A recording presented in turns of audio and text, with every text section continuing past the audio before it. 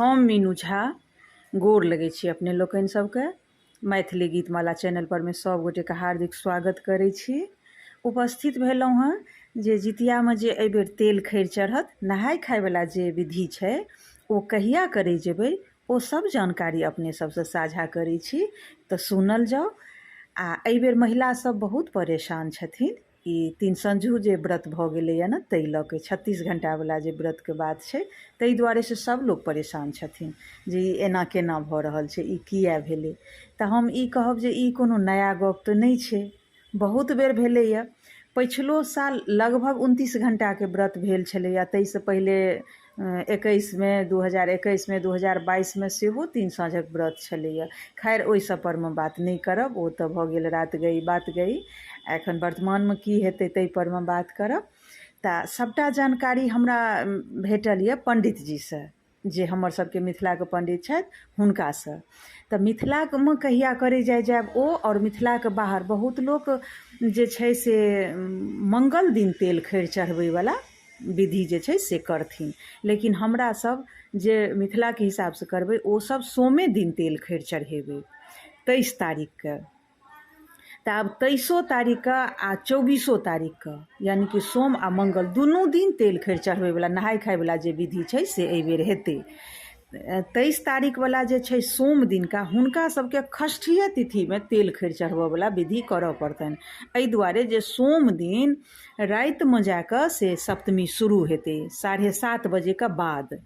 तऽ ओहि दुआरे से इएह षष्ठी अगर कनियो कालके लेल से दिनमे शुरू होइतै, सूर्य उदयेमे रहितै, तऽ फेर ओकर ओहि दिनका गिनती होइतै। लेकिन ओहि दिनका षष्ठी सप्तमीके गिनती नहि छै 23 तारीखके, ओ रातिमे जाकऽ लगतै। तऽ हमरा सबके संगे जे ई मिथिलांचलमे जे ई समस्या छै, तकर कारण ई छै जे अगर सूर्य उदयमे कोनो भी तिथि लगतै तऽ ओकर गिनती हेतै। सूर्य अस्त भेलाके बाद अगर तिथि लगतै तऽ ओकर गिनती ओहि दिन नहि हेतै।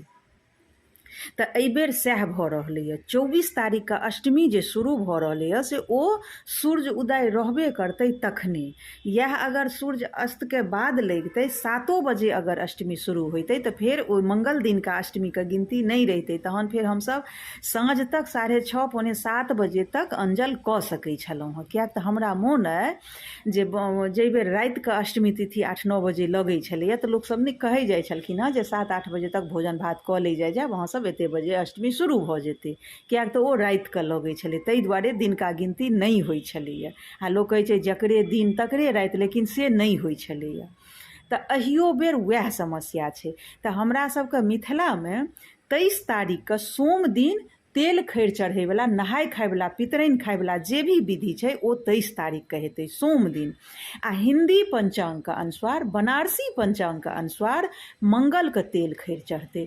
बहुत महिला एहि पर में डिस्कस केलखिन हँ कि जे मिथिलामे अलगे रीति रिवाज छै, एना थोड़ी होइ छै, पंचांग दू रंग केना हेतै, लेकिन होइ छै। जे बनारसी पंचांग छै, जे हिंदी पंचांग छै, ओ जेना 6 बजे अष्टमी लगलै तऽ ओकर गिनती नहि करथिन। जखन कि सूर्य उदय रहबे करतै तखने अष्टमी छै, ओकर गिनती हेबाक चाही। हमर सबके मिथिलामे से होइ छै। ओहि दुआरे से हमरा सब मंगले दिनका व्रत करबै आ सोमे दिन तेल खैर चढ़ेबै। जे बाहरके हिंदी पंचांगके अनुसार करबै ओ सब मंगलके तेल खैर चढ़ेबै। ओ सब सप्तमी तिथिमे हुनका सबके तेल खैर चढ़तनि। लेकिन अगर 6 बजे तक 6:06 में अष्टमी शुरू होइ छै, अगर ओ सब 6 बजे तक ओ सब अगर अंजल केलखिन, जल ग्रहण केलखिन, तऽ हुनकर सबके अष्टमी तिथिमे जल ग्रहण हेतनि, नहि कि अष्टमीके से पहिले। ताहि दुआरे हमरा सब मंगल दिन 12 घंटा पहिले से व्रत करबै।